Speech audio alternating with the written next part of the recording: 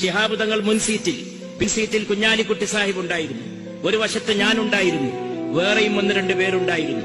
ആ കാറിങ്ങനെ മടങ്ങി വരുമ്പോൾ അന്ന് ഇടതുപക്ഷം തെരഞ്ഞെടുപ്പിൽ ജയിച്ച് അവരുടെ വിജയത്തിന്റെ ആഘോഷങ്ങൾ നടക്കുന്ന സമയമാണ്. വള്ളുവമ്പുറം പൂക്കോട്ടൂർ ഭാഗത്ത് നടക്കുന്ന LDF-ന്റെ ഒരു സമ്മേളനം നടക്കുമ്പോഴാണ് അമേരിക്കയിൽ നിന്ന് ചികിത്സ കഴിഞ്ഞ് ശിഹാബ് തങ്ങൾ വരുന്നത്. റോഡ് മുഴുവനും LDF-ന്റെ പ്രവർത്തകന്മാർ ആഘോഷത്തോടുകൂടി ആരവത്തോടുകൂടി നിൽക്കുകയാണ്.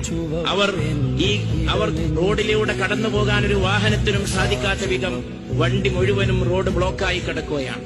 ആ സമയത്ത് ഞങ്ങൾ കേൾക്കുന്ന ഒരു അനൗൺസ്മെന്റ് ഉണ്ട്. CPM-ന്റെ സമ്മേളനത്തിന്റെ വേദിയിൽ നിന്ന് ശിഹാബ് തങ്ങൾ ഈ വഴിക്ക് വരുന്നുണ്ട്. സയ്യിദ് മുഹമ്മദ് അലി ശിഹാബ് തങ്ങൾ ഈ വഴിക്ക് കടന്നു പോകുന്നുണ്ട്. തങ്ങളുടെ വണ്ടി കടന്നു പോകാൻ എല്ലാവരും സൗകര്യമൊരുക്കി കൊടുക്കണം എന്ന അനൗൺസ്മെന്റ് ആയിരുന്നു അത്.